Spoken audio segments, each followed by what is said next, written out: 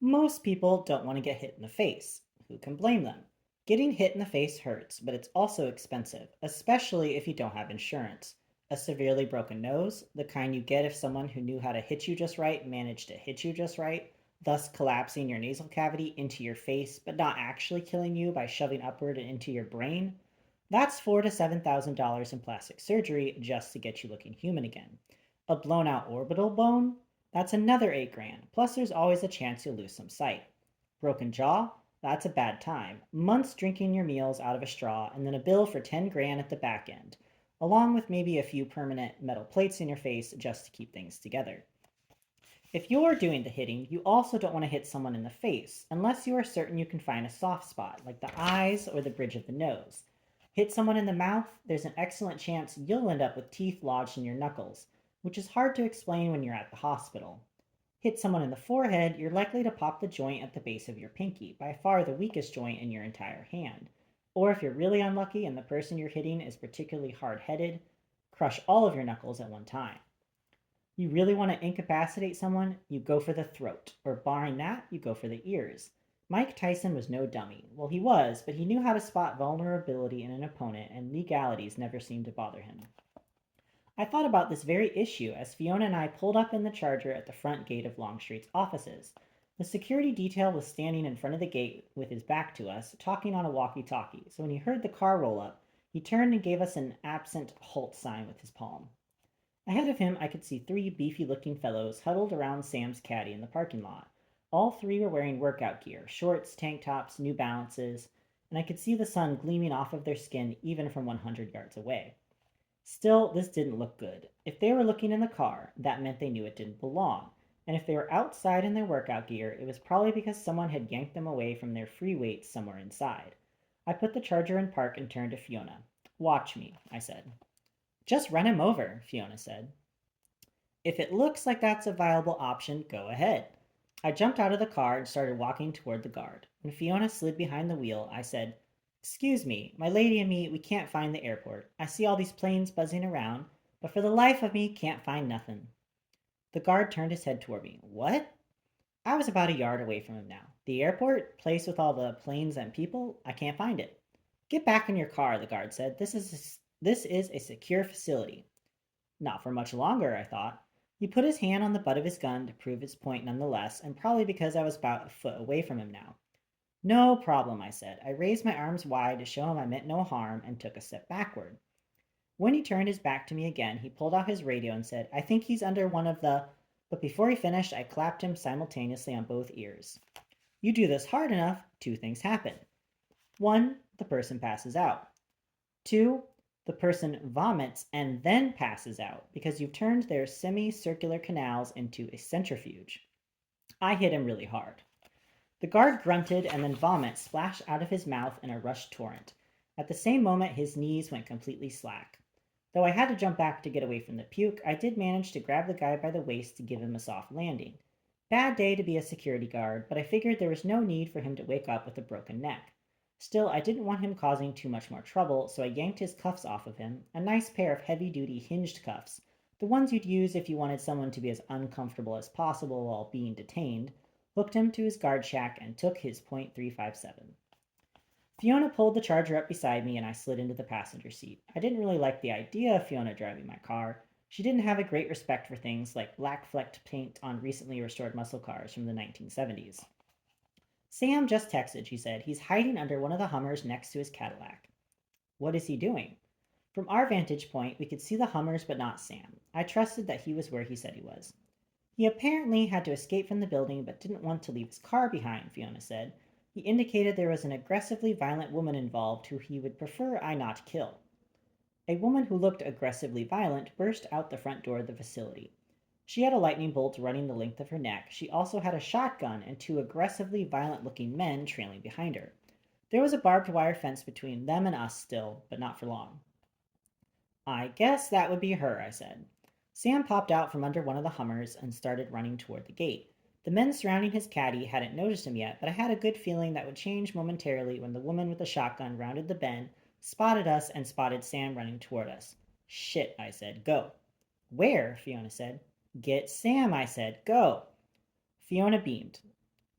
and tried to avoid destroying my car.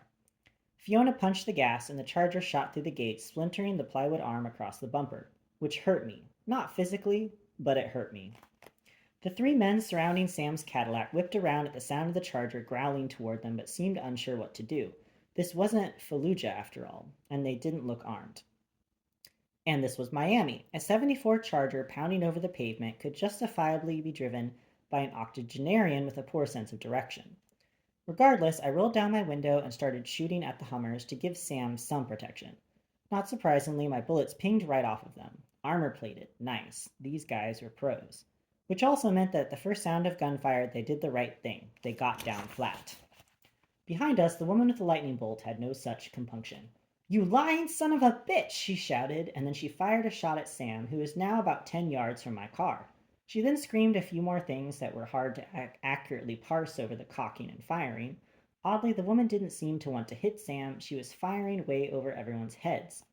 And Sam wasn't shooting back. Something weird was going on here. Still, there were bullets. And the guys by the caddy had snapped alert and were now chasing after Sam. Cover me, I said to Fiona. I jumped out of the charger and fired 3 times at the woman with the shotgun. And since she didn't seem to be actually shooting at Sam, I didn't actually shoot at her either. Instead, I destroyed the rack of cameras I saw lining Longstreet's fencing, cameras that were literally swiveling to capture all of the action. At the same time, Fiona took care of the men chasing after Sam, except her method was to shoot at Sam's Cadillac, taking out all the windows, all the tires, and both mirrors, all in the course of about 15 seconds. She is a very good shot. It was enough to get everyone on the ground, at least for a moment, and for Sam to dive into the back seat of my car. When the woman started to rise, I put the gun on her again. I'm not trying to kill you, I said. I swung around and made sure the men behind the charger saw me and heard me too. But I will. That asshole stole something from my office, the woman said. That didn't seem to be the thing that was bothering her, though. She honestly looked heartbroken. I'm sorry about that, I said, but it's no reason to come out here with a shotgun. I motioned for Fiona to get into the car. In the distance, I could hear sirens. Did these people actually call the police? Who calls the police anymore? What kind of paramilitary unit were they? Whatever he took, he'll return it when we're done with it. As a token of trust, we're going to leave his car here. I pointed at the Cadillac, which wasn't exactly in drivable condition now anyway. I'm going to get into my car. You'll have about 3 to 5 seconds where it will be possible for you to stand up and shoot me. That's a choice you can make. But understand that my friend behind the wheel will run you over and then she'll come back and kill everyone you know. That's just how she is. This seemed to get everyone's attention. Do you know who we are? The woman asked. We will hunt you down through every corner of the universe. I opted not to point out that the universe was unlikely to have actual corners, that it was likely more of a fluid concern. I am well aware of who you are, I said. You have a very comprehensive website. I started back toward the car. But honestly, your security, it's terrible. You might consider outsourcing. I slid into the charger then, figuring, they probably didn't have a witty rejoinder to bounce back off of me. Fiona showed great restraint by only spinning the tires once before shooting back through the gate. A 1974 Dodge Charger seats 2 comfortably, 3 if the person sitting in the rear seat happens to be an Olympic gymnast with tremendous flexibility or was unfortunately born without knees. If you want comfort, buy yourself a 1974 4-door Dodge Coronet. It has the same body type, and plenty of police departments across the land found them to be excellent for ferrying prisoners to prison. If you intend to have a whining and complaining Sam Axe in your back seat, the Coronet also came with an optional 8-track tape stereo system that one could use to drown out Sam's voice. Three Dog Night or Mac Davis would be great choices. Mott the Hoople would work, Foghat, anything to dampen the din. You did not need to do that to my car, Sam kept saying. At first he just said it under his breath, I presume because he didn't want to sound like he was complaining, since we just saved his ass.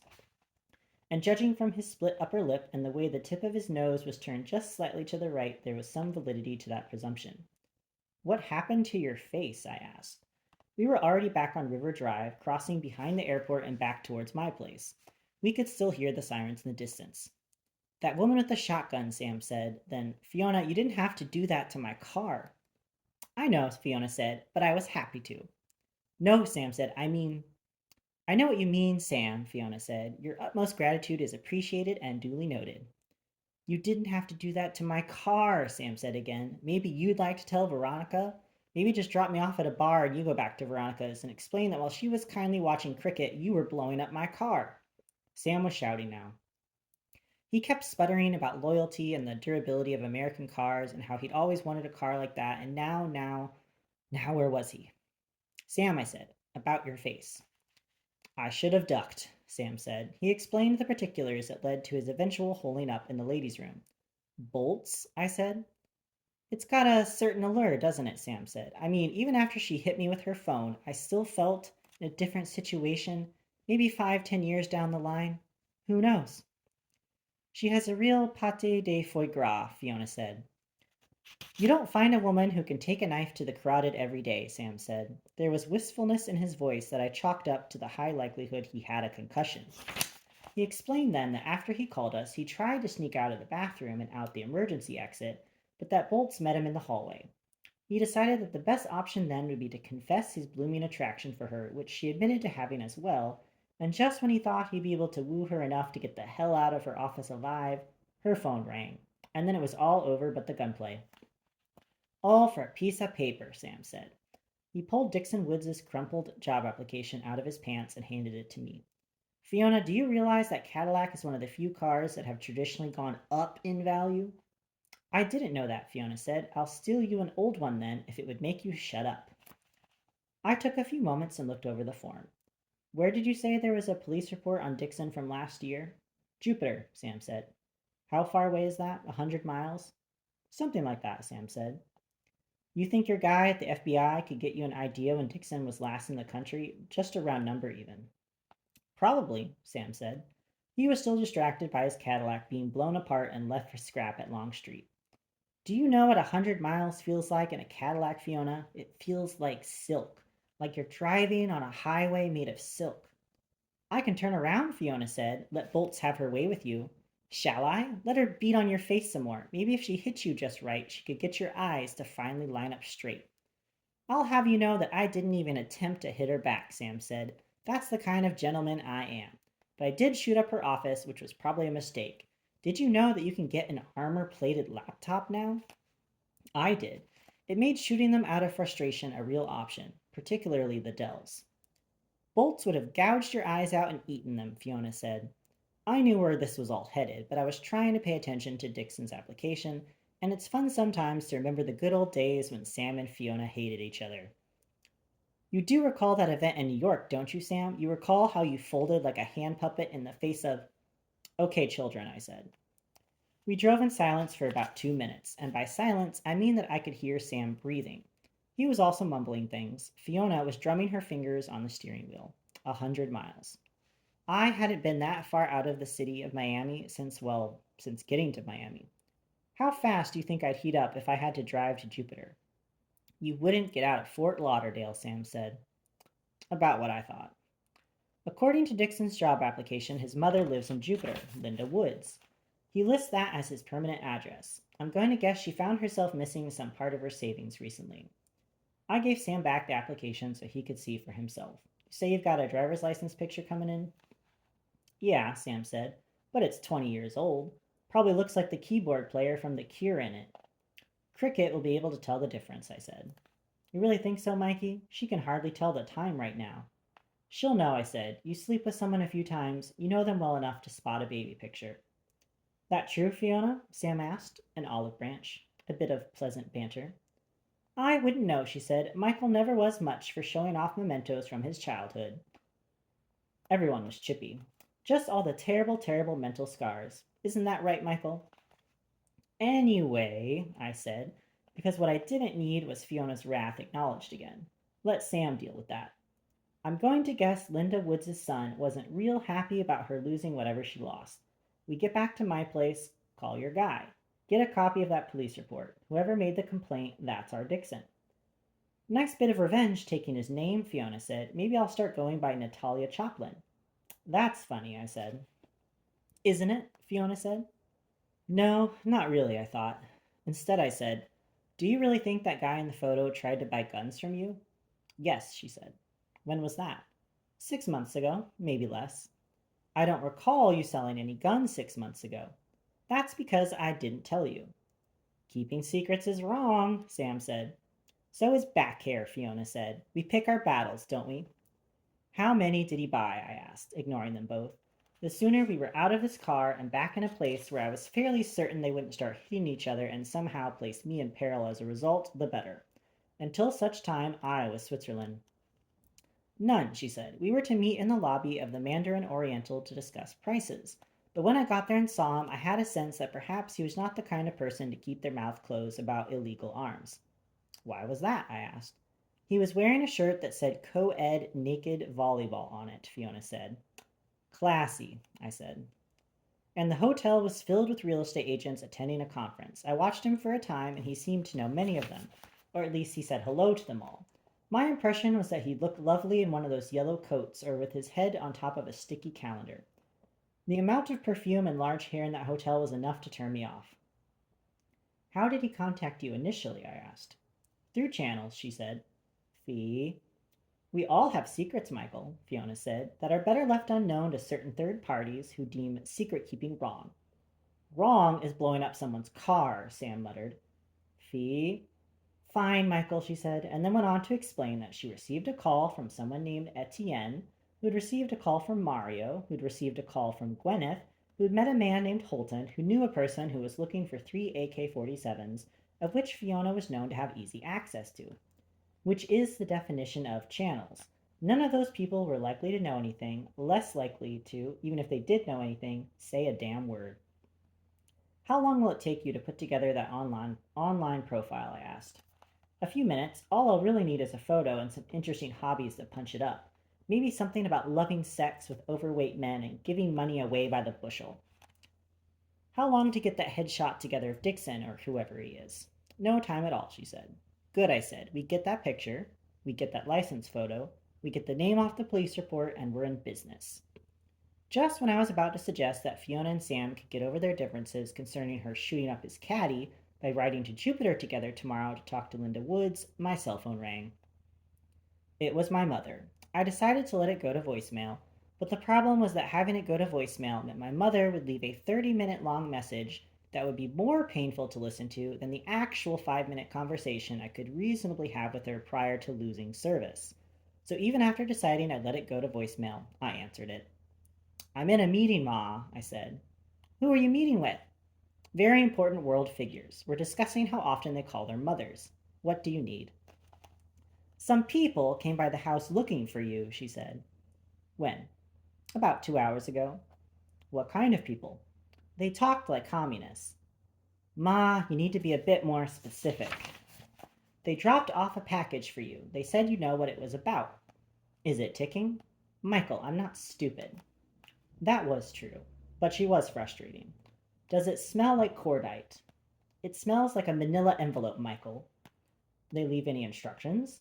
These days it was hard to tell who might drop by, good guys or bad guys. Yes, she said. They said that they were bringing something to Nate's house too, but that they wait to hear from you first. Nate? They seem to know him, she said. Are you two working together again? It's always so nice when you include him. You know, he told me last week that he really feels close to you now. Isn't that nice? Fiona pulled up in front of my place. There was already a line of people waiting to get into the club, and it wasn't even dark out yet. Where is the package now, Ma? I put it into the bathtub, just like you taught me last time. My mother, full of surprises. I'll be there, I said. Don't touch it. If you ever happen to become a spy and then happen to get burned and are forced to live in one town under threat of death, try not to make it the same one your mother lives in. In the event that is unavoidable, at some point ask your mother to unlist her phone number and cancel finally the subscription to highlights that still comes to her home in your name. See about getting her to move permanently into an assisted living facility that doesn't allow smoking or outside phone calls. See about getting your brother to leave town too, particularly if he happens to be named Nate. See about asking the people who are burning you if respectfully they could drop you in Walla Walla, Washington. I'll make dinner, Mom said. Why don't you ask Fiona if she'd like to come? I don't know where she is, I said. I'll call her, Mom said, and hung up.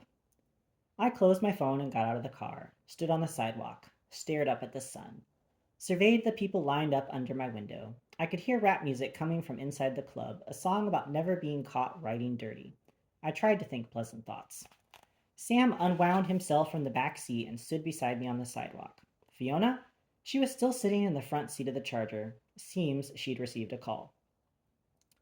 That was my mother, I said to no one in particular. Nothing says you have to answer, Sam said. A little self control, Mikey. It will save you heartache. She was visited by communists today, I said. They're like cockroaches. You see one, there's another 100 meeting somewhere. I don't think that's true anymore, I said. The Red Menace would surprise you, Mikey. This Natalia thing, I said. I've got to get around that, it seems. I saw something interesting today, Sam said. He flipped open his phone and scrolled through the photos until he found the one of Longstreet's map of operatives. South Beach looked like a conflict zone. Well, I said, that is interesting. Particularly, I noted the cluster surrounding the Hotel Oro. I thought about the meat guarding Natalia. I thought about the morons parking cars. I thought about maybe seeing just how much they'd like seeing their pictures in Palm Life. Fiona popped out of my car then. She was still talking on the phone. Pot roast it is, she said. I'll bring some potatoes.